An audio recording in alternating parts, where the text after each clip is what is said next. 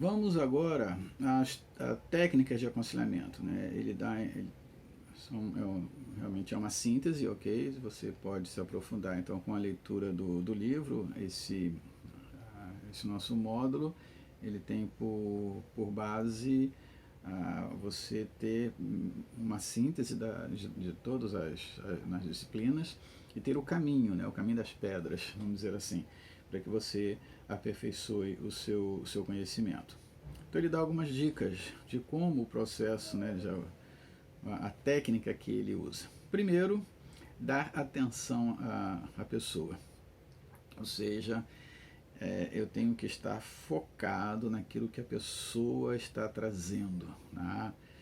E preciso ficar ali ligado, porque às vezes é um detalhe, é uma expressão facial, é um gesto, né, com as mãos, com o corpo, que vai me sugerir coisas que as palavras às vezes não nos colocam, ok? Então, primeira coisa, dar atenção. E isso é importante, também o autoconhecimento, né, do conselheiro. Se você é uma pessoa que tem uma atenção dispersa, você tem dificuldade de focar a sua atenção em algo ou alguém, a minha sugestão é você rever a questão do seu dom, do seu ministério, se é isso mesmo que Deus tem para você, ok? Há pessoas que têm uma dificuldade muito grande de concentração, ok? O segundo ponto, ouvir. E aí ele estende um pouco mais. Ouvir é mais do que escutar. Escutar é a parte mais fácil, né? O ouvir já é um pouco mais complexo. E ele trabalha então com, primeiro, deixar de lado conflitos, tendências e preocupações. Se eu se eu estou num momento de aconselhamento, eu estou trazendo para aquele momento os conflitos, as minhas tendências, né, aquilo que eu creio, as minhas preocupações, se isso se estiver me angustiando de uma forma muito grande, eu terei problemas de ajudar aquela pessoa, ok? Então, nós não temos um botãozinho para desligar, né, e passamos por preocupações, mas há um nível em que isso começa a prejudicar o relacionamento. Então, se você está nesse momento, aí o papel se inverte, né? Você deve procurar um conselheiro para tratar essas questões e depois então estar mais habilitado a ajudar a outra pessoa. Evitar expressões de desaprovação ou julgamento pelo que está sendo dito. Às vezes nós temos o conselheiro que ele tem um sistema de crenças bem rígido e algumas coisas espantam. Ele ouve uma confissão, então no que essa expressão já manda um recado para o conselheiro. Você está todo errado e eu já te avaliei, eu já te julguei. Então isso pode causar uma barreira, né, no relacionamento, e dali para frente a coisa fica bastante difícil, bastante complicada. Então tem que procurar evitar isso. Repito, não significa que ao confessar eu manter uma posição mais tranquila, significa que legal, né? Isso não tem problema. Não. Tanto tem problema que a pessoa nos procura para a confissão, né? Para colocar as suas angústias em função daquilo que está vivendo, daquilo que viveu, ok? Então não julgue, nosso trabalho não é esse, nosso trabalho é apoiar. Repetindo, eu apoio a pessoa e não o comportamento dela. Como Jesus tantas vezes fez, né? Pessoas que chegavam para ele e confessavam o pecado, e Jesus não trabalhava em cima do pecado, né? Ele curava, ele ensinava, não cuidava diretamente, ok? Ele curava, ensinava e depois é que ele ia tratar a questão do pecado. Depois, perceber o que está sendo omitido. Nós somos seletivos, eu, você e qualquer pessoa que nos procura.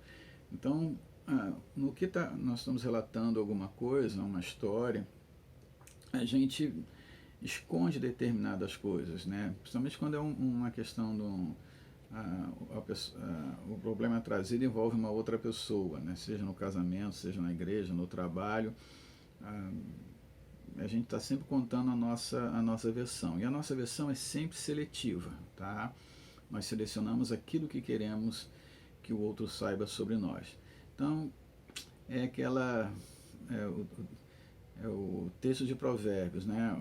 O coração do homem, ele guarda lá os segredos, mas um homem inteligente, um homem de sabedoria, trará essas coisas para fora. Então, fique atento a isso, fique atenta a isso. Aguardar pacientemente os períodos de silêncio. Aquele momento em que a pessoa para e fica olhando para você. E aí, quando nós não estamos muito bem preparados, e a gente olha para um lado, olha para o outro, olha para cá, porque olhar, né, olho no olho, isso não é o nosso hábito, né, isso não nos constrange. Aí o nosso constrangimento, a nossa ansiedade, às vezes também a ansiedade de querer ajudar, achando que o sofrimento é muito grande, a gente começa a falar e começa a dar sugestões e aí atrapalha, ok?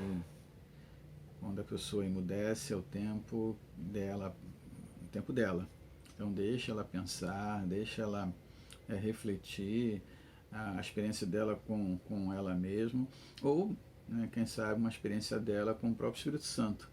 Então, tome muito cuidado, ok? Aguarde, aproveite o momento também para você, né, estar buscando a orientação em Deus para continuar o trabalho com essa pessoa. Olhar para o aconselhando, tá? Olhar nos olhos. Isso às vezes, quando nós não estamos muito bem arrumados também, nós ficamos constrangidos, né? O que está pensando, o que essa pessoa está pensando em olhar para ela. Olhar para o outro significa estou atento ao que você está falando, ok? Então, olhe nos olhos, não evite ficar, né, desviando os olhos. Se a pessoa ficar, né, desviando os olhos, se sentindo ansiosa, é porque algo ela precisa tratar alguma coisa, né, no coração dela, na mente dela, no espírito dela. Então, isso também você precisa perceber. A pessoa tem dificuldade de olhar para os seus olhos, então é um dado que vale a pena perceber e investigar o porquê dessa dificuldade. E o sexto passo, aceitar o aconselhando não significa aceitar suas ações, ok? Isso nós vamos repetir algumas vezes. Eu não tenho que aceitar enquanto conselheiro um comportamento pecaminoso, seja numa pessoa cristã ou não. Nós vamos tratar isso de forma diferente, óbvio, né? A pessoa que nos chega, que não tem uma experiência cristã, ela pode apresentar um comportamento, ter uma ansiedade por esse comportamento em que no mundo dela não é considerado um pecado, um erro, uma falha moral, mas isso a incomoda. Okay? Então nós já podemos pressupor que há alguma coisa que ela precisa tratar, ok? Eu então não vou dizer que está tudo bem. Não está tudo bem. Inclusive o fato de estar ali comigo é porque não está muito bem.